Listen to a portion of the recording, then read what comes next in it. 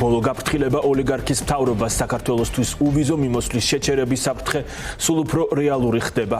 ხანგრძლივი პაუზის შემდეგ ოცნება და ევროკავშირი ერთ მაგიდას მიუსხდებიან, თუმცა ბრიუსელში ეს შეხვედრა ნეგატიურ კონტექსტში და მძიმე დღის წესრიგით წარიმართება. წყაროების ცნობით ფორმატის მიზანი ოლიგარქის მთავრობისთვის იმის ახსნაა, რომ ქვეყანა ვიზა ლიბერალიზაციის დაკარგვის ზღვარზეა. 2027 წლის იანვარში ევროკავშირის წევრი ქვეყნები კენჭს უყრიან საქართველოსთვის უვიზო რეჟიმის შეჩერებას, რასაც სრული კონსენსუსი არ სჭირდება და მხოლოდ კვალიფიციური უმრავლესობაც ეყოფა.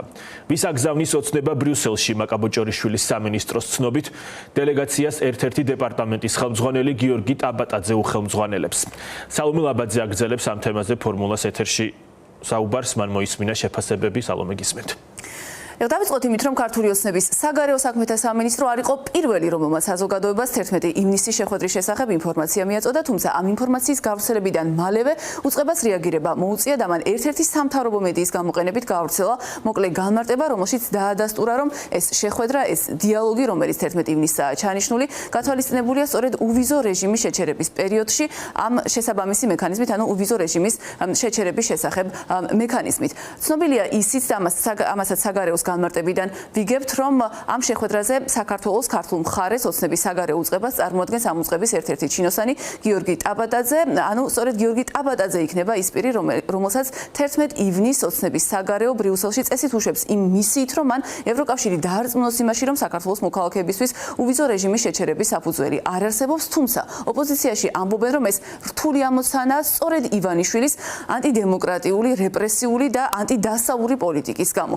ეს პოლიტიკა შეგახსენებთ, რომ კრიტიკულად აღინიშნა ევროკომისიის ბოლო ანგარიშში, რომელიც წლის დასაწყისში მომზადდა და რომელსაც უკვე რამდენიმე თვის წინ დაეყრდნო ის გადაწყვეტილებაც, რომლის შესაბამისადაც ევროკომისიამ დიპლომატიური პასპორტების მფლობელებისთვის შეაჩერა უვიზო მიმოსვლა. მაშინვე აღინიშნა, რომ მომდევნო ეტაპზე არსებობდა იმის საფრთხე, რომ საქართველოს ყველა მოქალაქისთვისაც შეეჩერებინათ უვიზო მიმოსვლა და იმისთვის, რომ ეს არ მომხდარიყო, ქართულ ოცნებას ცხადი რეკომენდაციებიც მისცეს, თუმცა როგორც ახლა რადიო თავისუფლების წყაროებიც ავრცელებენ ინფორმაციას, 11 ივნისის შეხვედრა არის უკვე ბოლო გაფრთხილება ივანიშვილის პარტიისთვის და იმ შემთხვევაში თუ ამჯერადაც არ იქნება გათვალისწინებული ის რეკომენდაციები, რომლებიც ბრიუსელს აქვს ქართული ოცნების მისამართით, მოსალოდნელია, რომ სულ რამდენიმე თვეში, საუბარია 2027 წლის იანვარზე, ანუ მომდევნო წლის დასაწყისზე, უვიზო მიმოსვლა უკვე საქართველოს ყველა მოქალაქე შეუჩერდება.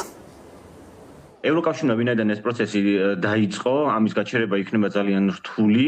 მანამდე უნდა გადადგმულიყო ნაბიჯები ქართული ოცნების მხრიდან, რაც მათ არ გააკეთეს და ვერ გააკეთეს, რაც ცხადია ამ პროცესიდან გამოსვლას კიდევ უფრო გაართულებს.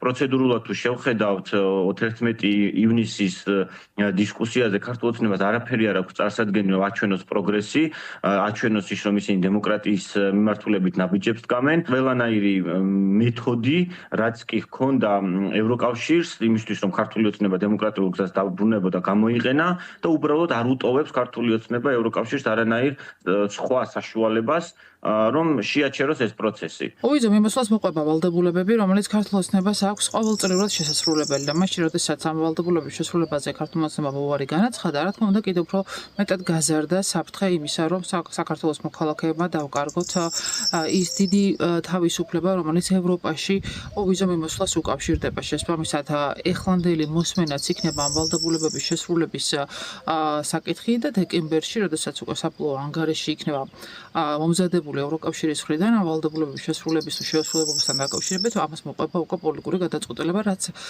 ნამდვილად არ ტოვებს იმ შტაბის დილებას, რომ აქ ყველაფერი კარგად წავა. შეხვედრაზე სხვადასხვა საკითხებთან ერთად აუცილებლად განიხილება უვიზო რეჟიმის მიმოსვლაც. ევროპარლამენტის ბოლო რეზოლუციაში უკვე გაჩნდა მოწოდება, რომ შეფასდეს საქართველოსთვის უვიზო მიმოსვლის შეჩერების საკითხი.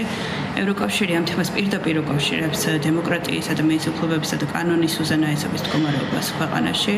გადაწყვეტილება ჯერ არ არის მიღებული, მაგრამ უდიდესია რისკი. რეალურად გარდაუვალია, რომ ქართული ოცნების მმართველობის პირობებში არ შეჩერდეს უვიზო მიმოსვლა. და საბოლოო ჯამში გამოდის ისე, რომ ქართულმა ხალხმა, საქართველოს მოქალაქეებმა უნდა აგონ პასუხი ქართული ოცნების პოლიტიკის და გადაწყვეტილებების გამო.